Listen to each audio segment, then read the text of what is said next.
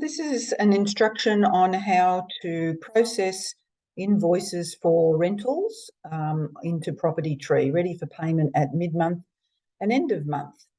So we have received an invoice from Michael Stevenson, the dog guy. It's come in on the email. There's his attachment there, which has been downloaded and then put into Property Management Invoices and the relevant month. So you can see here's his invoice here. So we're going to upload that into Property Tree, ready to be paid next week. So we need to go to Property Tree, and on this accounting page here, which you access there, we've got to create creditor invoice. So our creditor calls himself the dog door guy. That's how he's saved in our system. And the property that he's worked on is 3 of 57 Leyte Avenue, which is there. Now, if we scroll down, we can see a couple of things. Firstly, we can see how much money is in the trust allocated to the owner to see whether he can afford to pay that bill straight away or not. So there's over $1,000 there, which is fine. Accumulated rent. This is where we're going to enter the details of the invoice. This is where we're going to upload the invoice. And down here, you can see the original work order, which was sent out on 19th of August to get the work done, when we're going to link that with our invoice at the end of the process. So we're going to type in a description in this field here, which we get from the invoice. And what has he done? He's installed intruder guard, mesh screens, 2 of. Okay. So the work order might specify which rooms. No, it doesn't specify which windows. Okay, so we can even copy that, I think. Control C. So we'll put intruder guard, mesh screens. Want to keep it fairly brief. You don't get that much room, and it runs into the other text on the owner's ledger if you go on for too long. Supply install. I like to put what the item is first rather than in supply install, because that's what the owner sees first, so at least we get an idea what it is. Now, the invoice reference, that is the invoice number of his invoice. He will get that on his creditor remittance. So it's 651. The due date, you can specify exactly when it's due. It doesn't really matter. When we process the invoices, I usually select whatever's in the system to be paid out, but it's going to be paid on the 1st, so we can put the 1st there if we want. Okay, now the account is saying security, which that was connected with the dog door guy's creditor details when he was first set up in the system. And it is, of course, relevant because they're security screens. Now, the amount here, we always put the amount in the far right-hand field, including GST.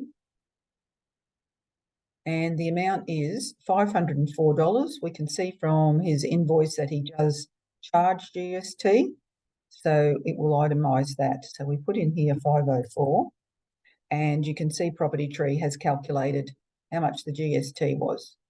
So now we're going to upload the file, which is in our invoices folder. There it is there. And we're going to close the job and link the work order by clicking here. You can see it tells you it's going to set the job to complete, and then we create the invoice. Now, the funds aren't transferred till I run the process, which is normally done at mid-month and end of month. So you can see here we've got a list of the most recently input invoices, gives you about 5. You see what we've done there. Okay, so the next one I've got to show you is a little bit different. It is actually an electricity bill, and it's for Bruce and Lorraine's property at 15 9th Avenue, which is a small block of 3 flats or a triplex. Now, the reason there's an electricity bill being paid by the owner there is because there is a shared laundry room, and the owners pay the electricity for that because it can't be split between the tenants. So they pay it. The tenants are not actually responsible. It's included in their rent. So because it's for 3 properties, I allocate a proportion of the total to each unit based on how much percentage their rent is of the total. So when we add the rent for all 3 flats together, it's $385.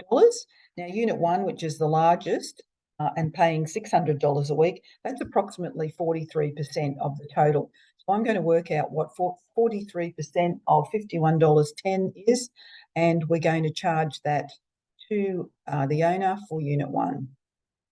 So once we go back here to create creditor invoice, we select Origin. Now, because I'm going to do 3 bills in a row, I can tick this box here, keep creditor for next invoice, and it will save Origin. It will also save the description, which is handy because these are virtually going to be the same. The first property is 1 of 15 ninths. There it is there. So the description is, and I just try to be consistent, so I've copied what I used last time, 3 months ago.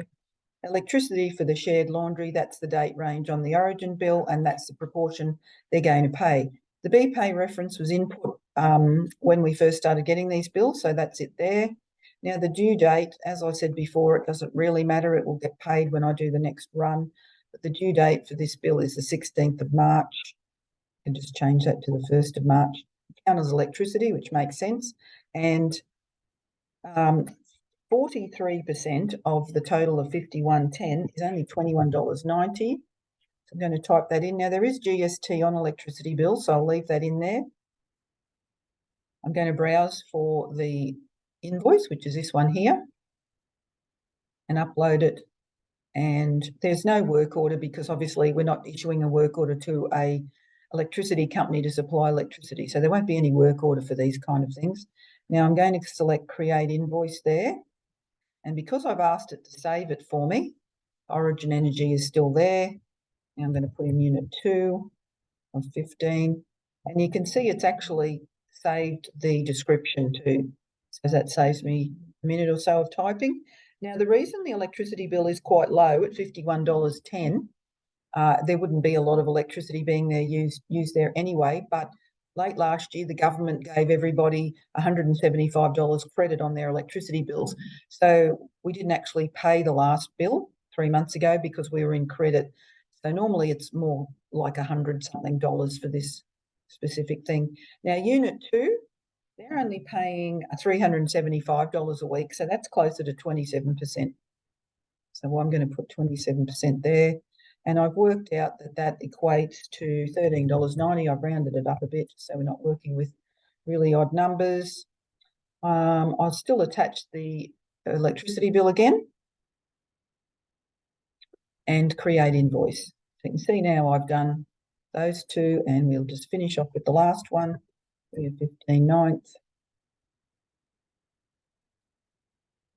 Now it's Unit 3 pays about his share is about 30%. So I'm going to change it to 30%.